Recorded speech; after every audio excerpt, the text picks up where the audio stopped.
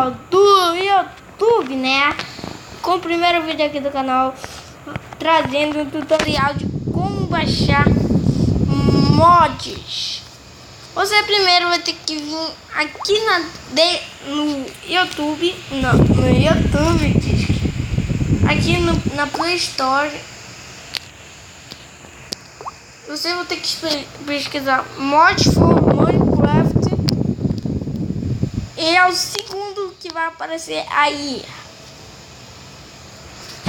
Aqui, ó, viu? Esse aqui vai ser o segundo que vai aparecer aí. E também vocês que são preguiçosos de fazer skin, você vem aqui e escreve MC Skin, eu acho que é esse. Esse daqui. Cadê? Tá lá pra cima. Desculpa aí, galera. Só que uma pessoa falou aqui que não era pra ela falar, que foi um merda que falou. Merdinha. Tá aqui.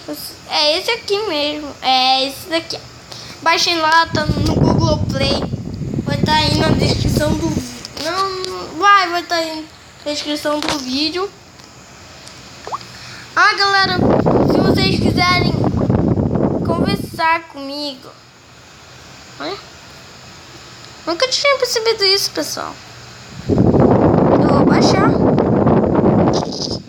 e eu vou ver um. E se vocês têm uma alternativa de como, aí vocês vêm aqui lá no mod for Minecraft. Já tava aqui baixando alguns mods. Aí vocês veem, também tem o Command Blocks. Ó, Command Blocks, tem da Lucky Blocks. Aqui da Lucky Blocks tem que pegar ouro, tem esse daqui que eu não sei que pra que serve. Vocês vão ver os mods. Aí tem aquele mod que o Resende postou lá no canal. Aquele mod, não foi ele não, mas tá em alguns canais aí, que eles usam em algumas séries para pegar madeira. Eles quebram uma madeira do tronco e sai todas. Vocês vão ver aqui as coisas. Não tem. Como vocês viram aí, é o terreno que eu fiz escrito Pokémon. Sim, porque eu baixei o negócio do Pokémon.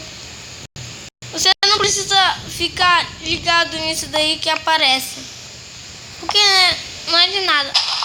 Ah, eu também baixei um jogo aí. Um mod que é só você vir aqui nas mensagens,